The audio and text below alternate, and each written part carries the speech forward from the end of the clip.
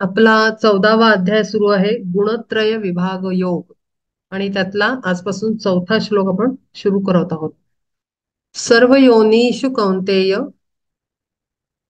मूर्तय संभवन्ति यां तासां ब्रह्म महद्योनिरहं बीजप्रद पिता. म्हणोनि मी पिता महामाया माता बाळक सर्वथा विश्व जाण. आपल्याला आपण आतापर्यंत बघितलं की पुरुष आणि प्रकृतीमधनं हे विश्व निर्माण झालं आहे, म्हणून ते म्हणतायत की मी पिता आणि माता प्रकृती महामाया, आणि त्यातनं निर्माण झालेलं विश्व हे बाळ आहे त्यांचं.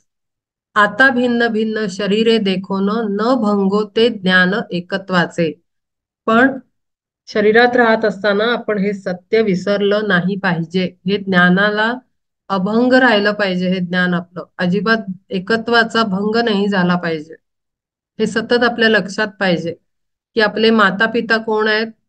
Divine father and divine mother आपण इन्व्होक करतो to the supreme God, divine father and divine mother. ते हे आहेत आपले.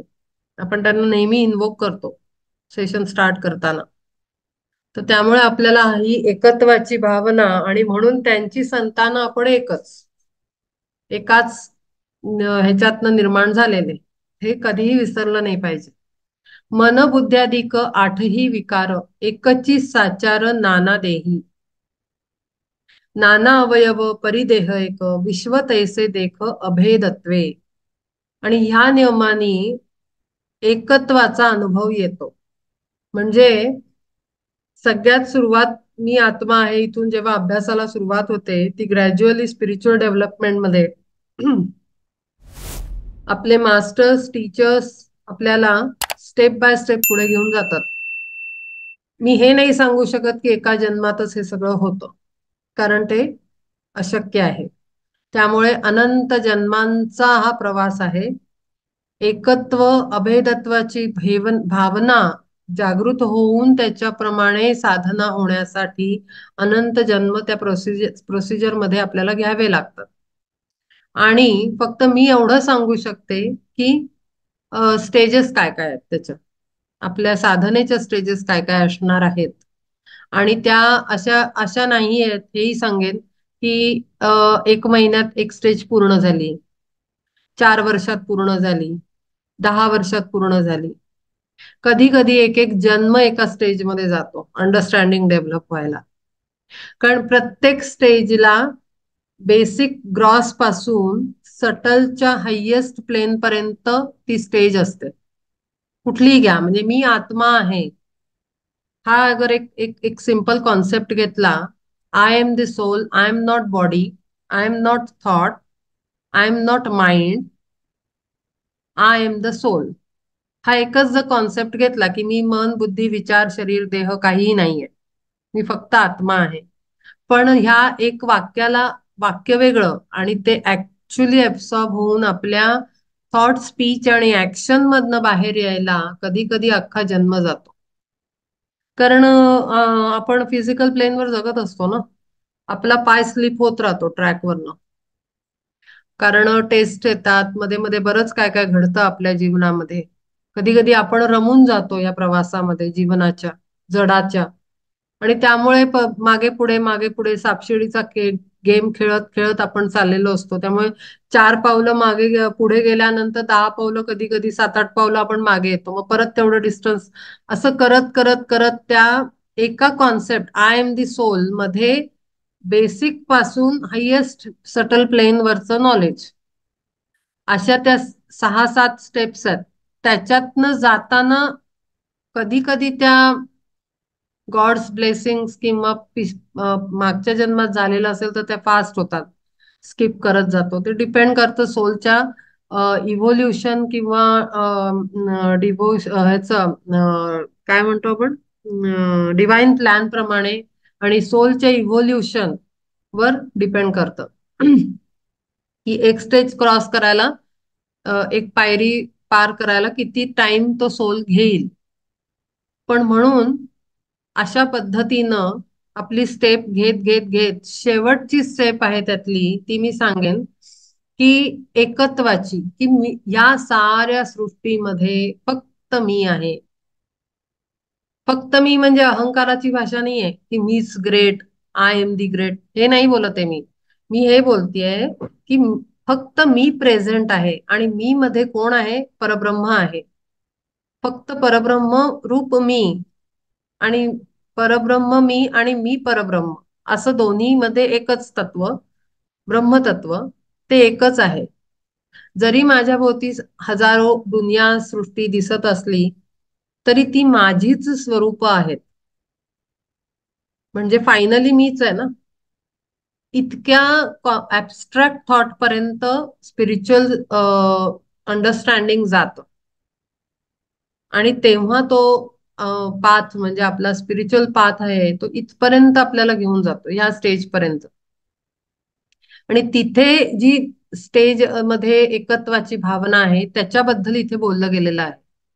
हे जे पहिले 4 वाक्य आहेत ती आहेत की भिन्न भिन्न शरीर देखो न भंगो ते ज्ञान एकत्वाचे. जरी दिसत असली सारी सृष्टी माझ्या भोवती, मला सारं दुनिया मला दिसत असली तरी मला हे सतत 24 तास बाय 7, 24/7 माझ्या सतत माइंड मध्ये आहे की नाही, एकच आहे, एकच आहे, एकच आहे. अहम ब्रह्मास्मी, ब्रह्म एकच आहे आणि तेच अस्तित्वात आहे. हे एकच सतत इथे म्हणजे अगदी कोरलं गेलेलं असतं. आणि मग ते आपल्या थॉट आणि स्पीच आणि ऍक्शन या तिन्ही मधनं बाहेर प्रकट होतं. ही ती अखेरची स्टेज आहे एकत्वाची. मनबुद्ध्याधिक आठही विकार एकची साचार नाना देही. आता हे मनबुद्धी अधिक जे 8 विकार सांगितलेले आहेत ते सगळ्यांच्यातच आहेत. देह नाना असतील तुमचे, आपण जेवढे एक 8-15 जण आहोत या ह्याच्यामध्ये, ते त्यांच्या देह वेगळे वेगळे आहेत पण ह्या विकार एकच आहेत ना, सेमच आहेत, त्याच्यात फरक नाहीये.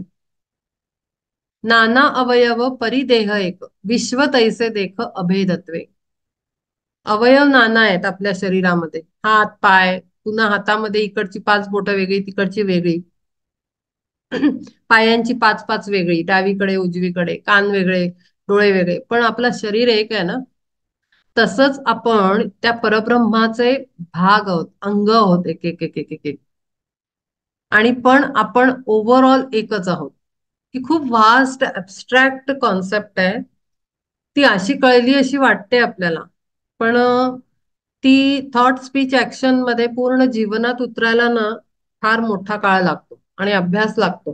ते अंगवळणी पडायला थोडा वेळ लागतो. थोडा वेळ म्हणजे आपल्या दृष्टीने तो मोठा काळ असतो, जन्म घेत घेत. एकची बीजाच्या जैसा नाना शाखा, खाली वरी ज्या का पसरल्या. एका बीजातनं झाड येतं. आपण लावतो आंब्याची कोय लावली तर त्यातनं झाड येतं, पण त्या झाडाला कित्येक शाखा फुटतात आणि कित्येक फळं येतात, फुलं येतात. असा तो प्रपंच पसरलेला आहे फक्त माता पिता प्रकृती आणि पुरुषामधनं. तैसे जाण माझा संबंध केवळ, मृत्तिकेचे बाळ घट जैसा. एकाच मातीच्या ढिगाऱ्यातनं 100 भांडी बनली, मातीची घट बनले. ओरिजिन त्याचं एकच आहे, तीच माती आहे, पण त्यातनं आकार वेगळे वेगळे, भांडी वेगळी वेगळी बनली. तशी आपली अवस्था आहे. त्या एकाच एनर्जीतनं आपण सगळी भांडी तयार झालेलो आहोत. प्रत्येकाचा आकार रंग रूप वेगळं आहे. हे जेव्हा आतमध्ये असं अनुभवांनी, आणि ह्या सगळ्या ह्याच्यामध्ये काय मदत करतं आपल्याला?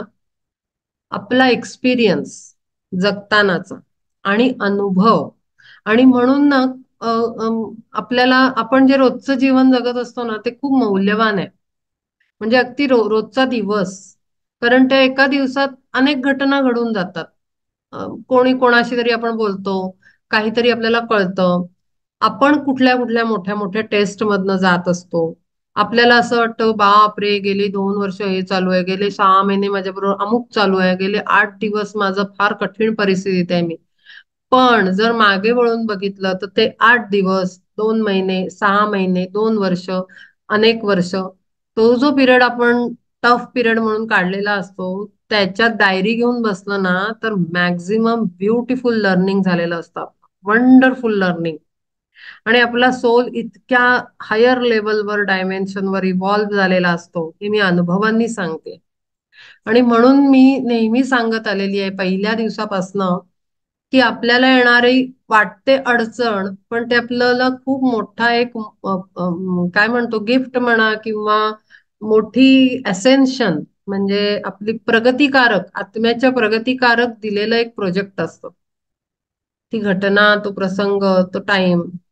आणि म्हणून त्याला दुःखप्रद न करता त्याला अनुभव घेण्याच्या अँगलनी, चला बघू काय शिकायला मिळतं, अशा पॉझिटिव्ह ऍटिट्यूडनी त्याला फेस केलं ना, तर आपल्याला खूप काहीतरी शिकायला मिळतं आणि आपण खूप ग्रो झालेलो असतो त्या एंड ऑफ द टाइम. जेव्हा आपण पूर्ण पार करतो आणि मागे वळून बघतो, तर आपण म्हणतात पण की मागे वळून बघितल्यावर असं वाटतं, अरे तो पिरियड आता केवढा छोटा वाटतोय, किंवा आता हसायला येतंय, किंवा आता मजा वाटतेय की कसं काढलं असेल, किंवा आश्चर्य वाटतंय. आपण आपण हे करतोच, बोलतोच, स्पॉन्टॅनियसली हे डायलॉग्स आपल्या तोंडातनं बाहेर पडतात.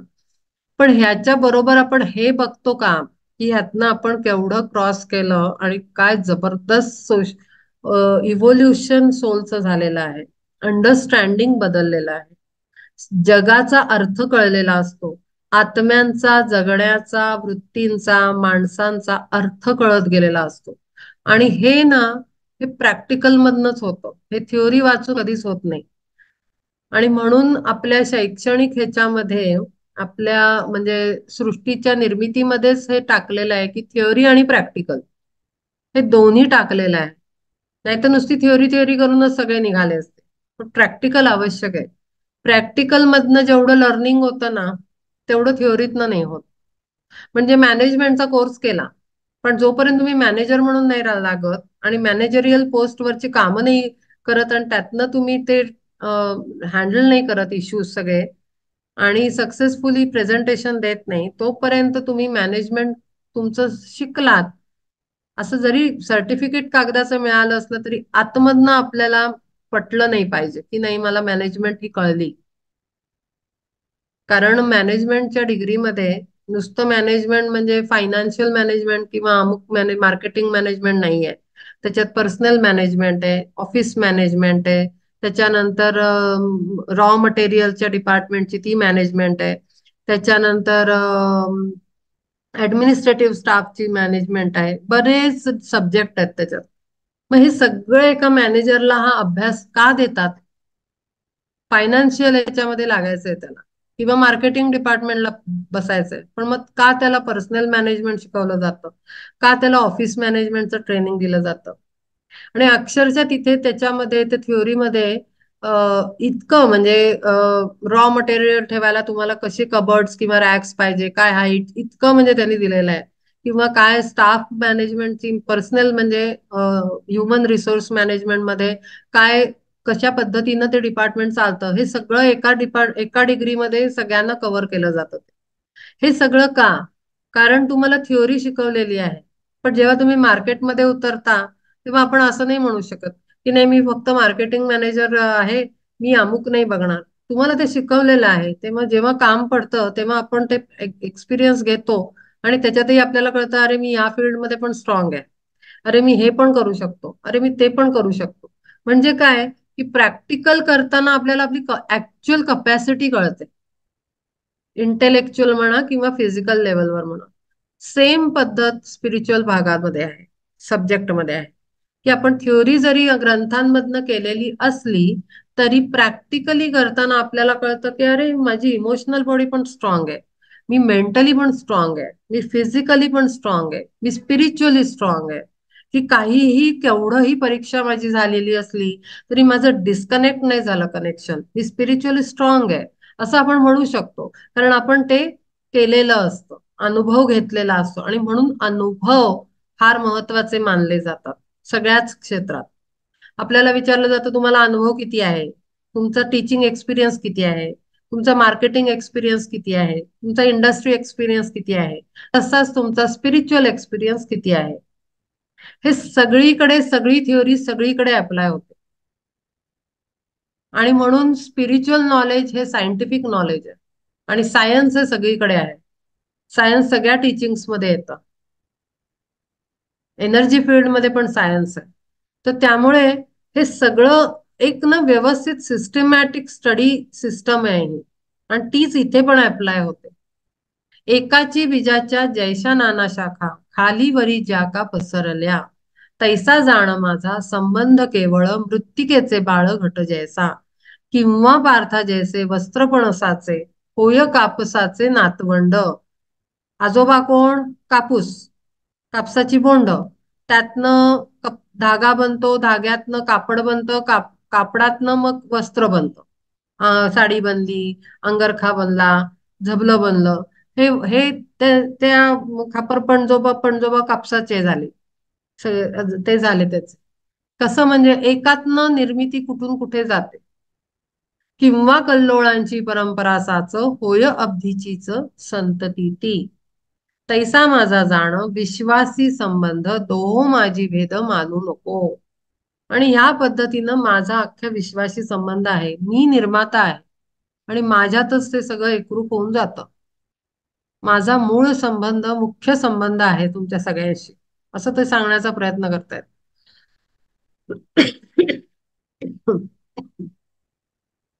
वन्ही आणि ज्वाळा एकची ती जैशी, तैसा मी विश्वासी एकरूप. मज पासोनी या विश्वाची उत्पत्ती, नको ऐसी भ्रांती धरुवाया. नको मज होऊन मानू विश्व भिन्न, सकळ संपूर्ण मीच एक. माझ्यापेक्षा वेगळं करू शकत नाही विश्वाला. आणि म्हणून जर आपण म्हणू नाही परमात्मा वेगळा, आम्ही वेगळे, असं नाही. विठ्ठल वेगळा, विठ्ठलाची मूर्ती, आम्ही भक्त, आम्ही वेगळे, तो वेगळा. हे द्वैत झालं. आणि द्वैतातनं आपण पुढे नाही जाऊ शकत. आपल्याला एक एक एकत्वामध्ये, अद्वैतामधनच आपण एकरूप होऊ शकतो. त्याच्याशिवाय आपल्याला परमात्म्यापर्यंत पोहोचता येणार नाही. जोपर्यंत आपण दोन दोन दोन बघत राहू वेगळं वेगळं, तोपर्यंत काही अर्थ नाहीये. आणि म्हणून ते म्हणतायत की माझ्यातनं विश्वाची उत्पत्ती झाली आहे आणि माझ्याशीच ते एकरूप आहे. माझ्यापेक्षा तू वेगळं करू शकत नाही. ती भ्रांती मनात धरू नकोस की मी वेगळा, हा वेगळा, तो वेगळा. सगळं एकच आहे. सगळं संपूर्ण मीच एक, मीच एक. आणि हेच मी आता सुरुवातीला पहिल्या 3 वाक्यांचं वर्णन करताना मी सांगितलं की मीच एक. अक्षरशः ही स्थिती आहे. लास्ट स्टेज ती आहे. आणि मी कोण आहे? तो ब्रह्मा आहे. अहम ब्रह्मास्मी.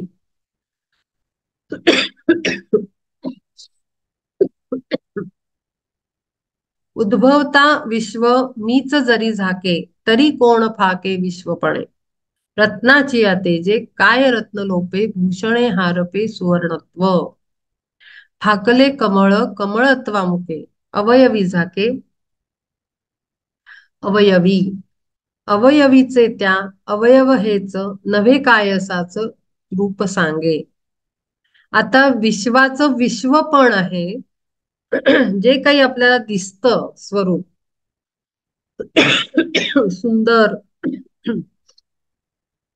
हाकले कमळ कमळत्वा मुके, म्हणजे काय की तो विश्वहून बनून पसरलेला आहे. पण ते सगळ्याच स्वरूप त्याच्या कणाकणात सगळ्यामध्ये सामावल्यामुळे आपल्याला बघायला असा तो वेगळा असा मिळत नाही. तो असा पसरलेला आहे पूर्ण. अवयवी झाके अवयवी, म्हणजे अवयव धारण करणारा पूर्ण आपल्या अवयवांना आपण आपण धारण केलंय ना शरीर. आणि आपणच आपल्या याला कव्हर करतो. तसंच म्हणलं त्यांनी, फाकले कमळ कमळत्वा मुके. अवयवी झाके अवयवी, अवयवीचे त्या अवयव हेच, नव्हे कायसाच रूप सांगे.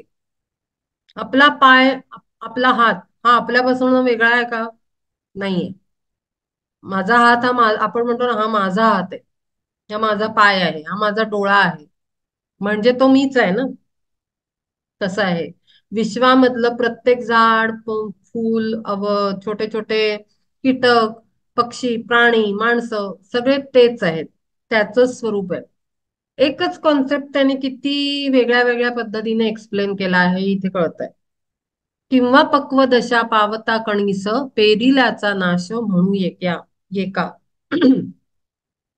म्हणून बाजूस सारोनिया जग माते घ्यावे मग तैसा नोहे. विश्वाही सकट सर्व काही नीच निश्चय हा साच धरी जीवी.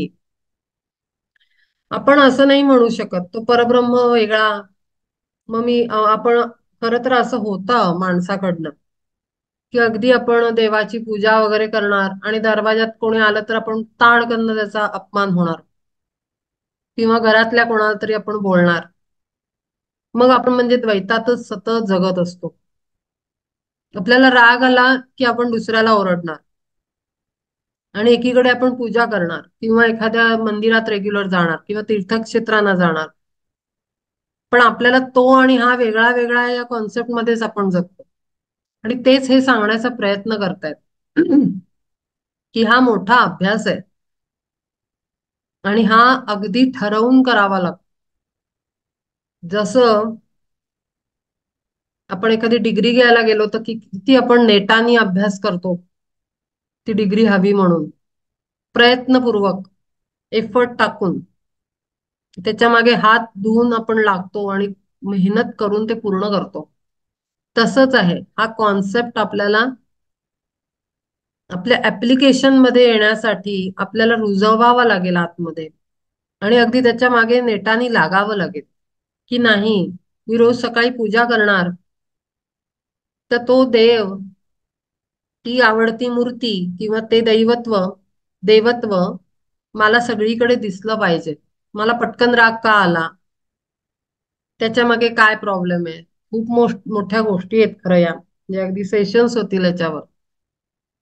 पटकन राग येणं, पटकन रिॲक्ट करणं किंवा एकदम नर्वस होणं, एकदम डिप्रेसिव्ह कॉन्सेप्ट मध्ये जाणं, डीप डाईव्ह करणं, खाली एकदम टापकन एखाद्याची वृत्ती असते. जरा काही झालं की एकदम ढपकन पडूनच जातात ते, आतून तुटतात, एकदम निगेटिव्ह ह्याच्यामध्ये जातात. ह्याला बरीच कारणं असतात. त्याचा अभ्यास करणं खूप आवश्यक आहे. विचार करणं, त्याच्या मागे लागणं हे खूप आवश्यक आहे. विश्वाही सकट सर्व काही मीच निश्चय हा साच धरी जीवी. आणि म्हणून हा निश्चय जीवाला धरावा लागतो आपल्या आतमध्ये. आणि एकदा तो निश्चय केला की मग त्या दृष्टीनं आपलं बघणं, विचार करणं आणि वागणं हे सगळं सुरू होतं नॅचरली. माझ्याकडूनच माझे प्रकाशन होय भिन्न भिन्न देहा माझी. तेवी त्रिगुणांनी बद्ध झालो मीच ऐसे वाटेसाच धनंजया. त्याच्यातनं अनेकांचं प्रकाशित होतो आपण सगळे त्याच्या एकाच एनर्जीतनं, वेगवेगळ्या वेगळ्या देहात. आणि त्याच्यामध्ये त्रिगुणांनी बांधलं गेलेलं आहे ते सगळं. आणि ह्या पद्धतीनं परमात्मा त्रिगुणात बद्ध होतो, बांधला जातो. कारण तिन्ही गुणांचे लोक आहेत ना, तिन्ही गुणांची सृष्टी आहे, असं होतं.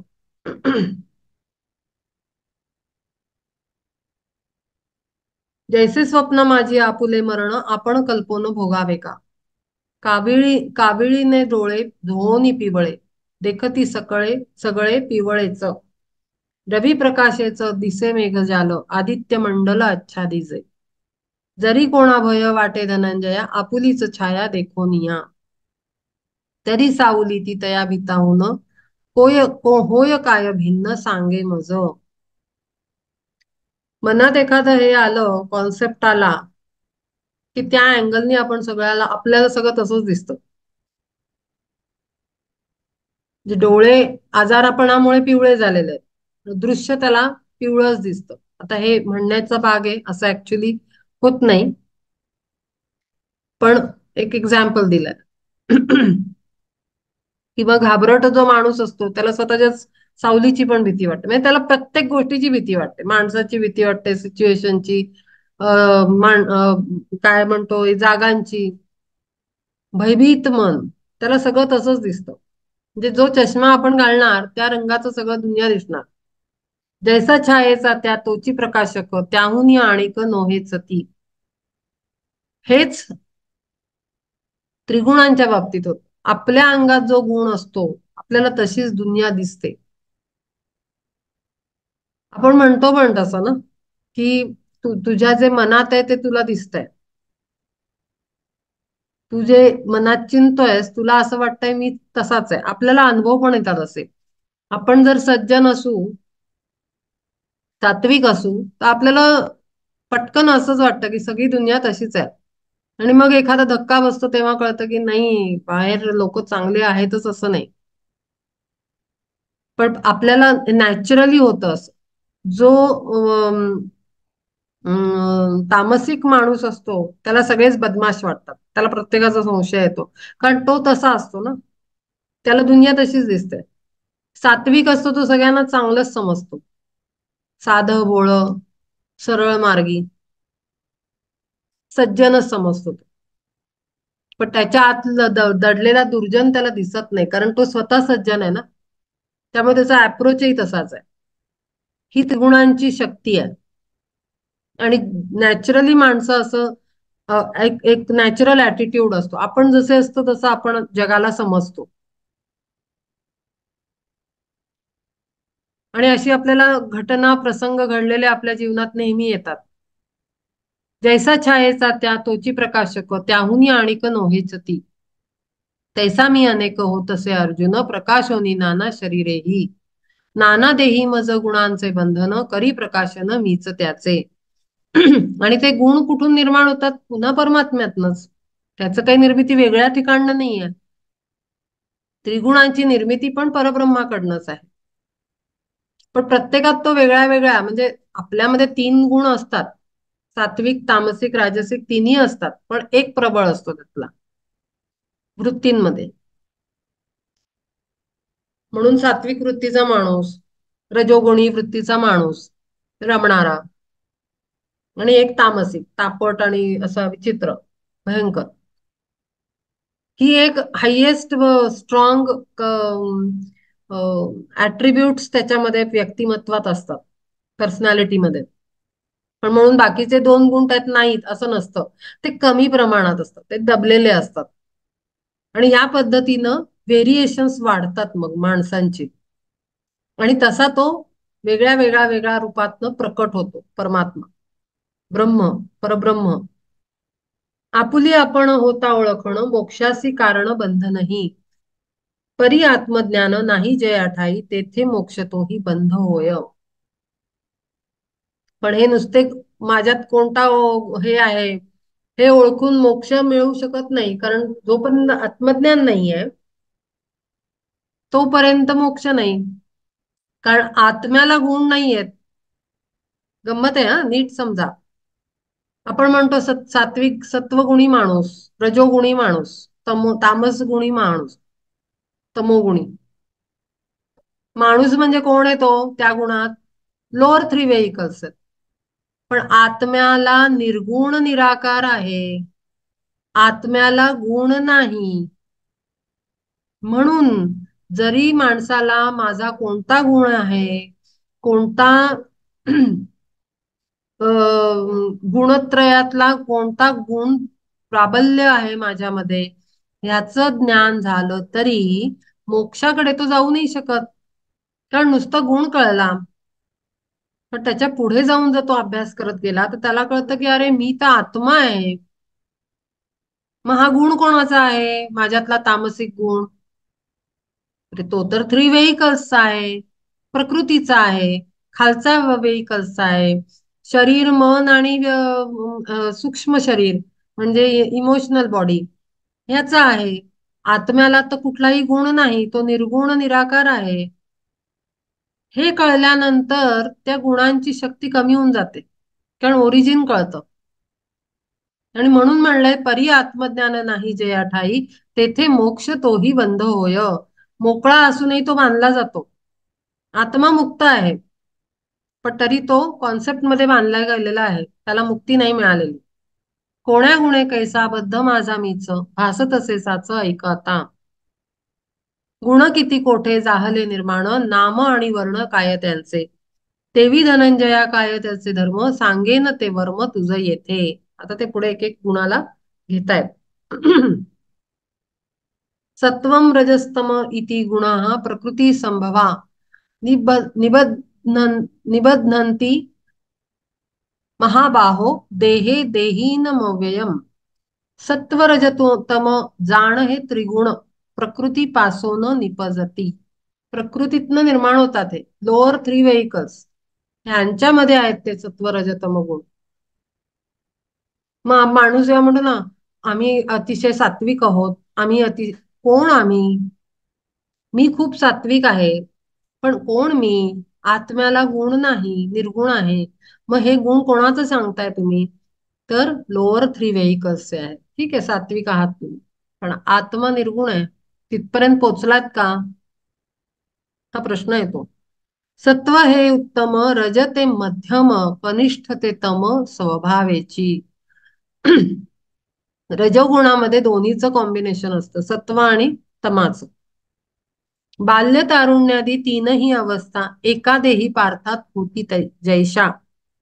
तैसी वृत्ती एक परी ऐसे वाटे, त्रिगुणत्वे नटे अंतरित्वी. म्हणजे काय की मगाशीच सांगितलं मी, प्रत्येकामध्ये तीनही गुण असतात. तीनही गुण असतात. असं नाहीये जगात काही की एकाच गुणावर आधारित आहे. आपल्या चक्रांमध्ये त्रिगुण आहेत, आपल्या व्हेकल्समध्ये त्रिगुण त्रिगुण आहेत. म्हणजे मेंटल बॉडीचे तीन गुण वेगळे असतील, इमोशनल ऍस्ट्रल बॉडीचे तीन गुण असतील, फिजिकल बॉडीचे तीन गुण असतील, त्याच्यात एक प्रभावशाली असेल प्रत्येकाचा. अशा पद्धतीनं ते तीन गुण आपल्या चक्रल कंडिशन्स मध्ये त्रिगुण त्रिगुण त्रिगुण त्रिगुण आपल्याला मिळतील. इतकं ते गुंफलेलं आहे सिस्टम आपलं. तैसी वृत्ती एक परी ऐसे वाटे, त्रिगुणत्वे नटे अंतरिती. सुवर्णा माझारी मिसळता हिण, तयाचे वजन वाढे जो जो. तो हिण कस हो निते हेम, पावते परम निकृष्टता. आता आपण सोन्याचा एखादा दागिना हे करायला जातो की खरेदी करताना जुनं आपण हे करावं आणि मग नवीन काहीतरी दागिना बनवून घ्यावा. सगळ्यात पहिले ते दुकानदार म्हणतात की ह्याच्यात हे 100% नाहीये तुमचं सोनं. अगदी कोणा मोठ्या सोनाराकडनं केलेलं असलं, स्टॅम्प असला तरी ते जाणार त्याच्याकडे, तो तेच म्हणणार की हे मिसळ आहे. मग गोळा बनवतात त्याचा पिघळवून. मग म्हणतात चांगलं असेल तर म्हणतात नाही नाही हे खूप चांगलं निघालं बरं का, चांगला खणखणीत गोळा बनलाय, चांगला प्युअर सोन्याचा पीस चांगला होता तुमचा. तर जेवढं त्याच्यात भेसळ तेवढं त्याचं वजन वाढणार, हेवी होणार ते. आणि त्याचा दर्जा कसा होणार? निकृष्ट. कारण ओरिजिनल मध्ये भेसळ टाकली. तसंच आपलं पण होतं. आत्मा निर्गुण निराकार अत्यंत दिव्य आहे, पण जेवढी त्याच्यात भेसळ मिसळणार त्रिगुणांची, तेवढा तो हेवी होणार आणि खाली बसणार, जडात बसणार, जडात अडकणार. नाहीतर तो लाईट आणि ब्राईट आहे, तो सटकन वर निघून जातो सोल. कारण तो प्युअर प्युअर स्टेट मध्ये आहे. आत्मा हा प्युअर स्टेट आहे, सटल आहे, एकदम जबरदस्त आहे, लाईट आहे, लाईट. तो वर निघून जाणार, पण त्याला जडात घातल्यामुळे तो असा दगडासारखा जमिनीवर टिकून राहतो. तसं होतं आपलं. सुवर्ण माझारी मिसळता हिण, तयाचे वजन वाढे जो जो. तो हिण कस हो निते हेम, पावते परम निकृष्टता. सोन्याचा दागिना कमी दर्जाचा बनतो त्याच्यामध्ये हे घातल्यामुळे, भेसळ घातल्यामुळे. ना तरी जागृती लोपता आळसे, दृढावोनी बैसे निद्रा जैसी. तैसी अज्ञानाचा करोनी स्वीकार, वृत्ती जी बाहेर निघे पार्था. वाढता वाढता होय ती सहज, देख सत्वरज तमो रूप. आता दाऊ कोण कैसे हे त्रिगुण, टाकीती बांधून आत्म्या लागी. जागृती लोपली, जागेपणा म्हणजे आपल्यातला आत्मजागृती, सत्यतेची जागेपण आपल्याला नसतं, तेव्हा आळसाने आळस बळावतो आपल्यातला आणि निद्रेला प्राप्त होतो. आपण आळशी बनतो. आपल्याला सत्य माहित नाही आपलं आपण कोण आहोत. आपण म्हणतो नाही मला हे नाही जमत, मला ते नाही जमत. आपल्याला माहिती नाही ना आपण आत्मा आहे, आपल्याला सगळं जमू शकतं. Nothing is impossible for soul. पण आपण त्याला लिमिटेशन मध्ये टाकून आळशी बनवून ठेवून देतो. कारण सांगतो एक्सक्युजेस. अज्ञानाचा करोनी स्वीकार वृत्तीची बाहेर निघे पार्था. वाढता वाढता होय ती सहज देख सत्व रज तमो रूप. मग आपण त्याला नाव देतो हा रजोगुणी आहे, तमोगुणी आहे, सत्वगुणी आहे. असं करून त्याला एक टायटल देतो. आता त्याचं बंधन कसं बनतो आत्म्याला ते मी सांगतो असं ते म्हणतायत. जीवदशे माझी आत्मा सुनिर्मळ निर्गुण निराकार पार्था अळूमाळू प्रवेशता. खरं तर तो निर्मळ आहे आत्मा, पण जीव दशेमध्ये घुसल्यानंतर त्याचं कठीण काम होऊन बसतं. विसरच पडतो. देहची मी ऐसा धरी अभिमान विसर पडो ना आत्मत्वाचा. प्रॉब्लेम तिथेच आहे की त्याला वाटतं की मी शरीर आहे. कारण त्याला नाव देतात कोड कौतुक करून, खूप मोठा समारंभ करून, आणि सतत सतत सतत 24 तास त्याच्या कानात बुणबुण बुणबुण केल्यासारखं ते नावच एकच नाव त्याच्या कानात पडत राहतं. त्याला वाटतं अरे माझं हे नाव आणि माझं शरीर हे मी संपलं. आत्मत्वाचा विलोप झाला तिथे. त्याला विसरच पडून गेला की मी आत्मस्वरूप दिव्य स्वरूप आहे, प्रकाश स्वरूप आहे, पॉवरफुल आहे, मी एक्स्ट्रीम पॉवरफुल. मग यावत जन्म देह धर्म जे जे ते ते सर्व माझे माझे माझे म्हणू लागे. माझं माझं माझं. त्या दासबोधात म्हणलंय माझे माझे झाले ओझे. सगळ्याच ओझं करून घेतो माणूस, कारण माझं म्हणलं की प्रेशर येतं, क्रेडिट असतं त्याचं, त्याचं काय म्हणतात जबाबदारी म्हणतो आपण शोल्डरवर. ती जबाबदारी येते शोल्डरवर. माहितीये का, एखाद्याचा शोल्डर पेन होत असेल, शोल्डर पेन होतो, फ्रोझन शोल्डर असतो, आजारपण, खांदा दुखतो, मान दुखते. तेव्हा स्कॅन केलं तर काय मिळतं माहितीये का, बर्डन मिळतं, बर्डन, जबाबदारीचं बर्डन, एनर्जी मिळते ती, रिस्पॉन्सिबिलिटीचं बर्डन मिळतं शोल्डर पेन मध्ये, लिटरली, खरंच. आणि मग ती सायकोथेरपी हिलिंग करावी लागते पेशंटची. ज्यांना खांदेदुखी असते त्यांचा तो प्रॉब्लेम असतो, शोल्डर पेन वाल्यांना.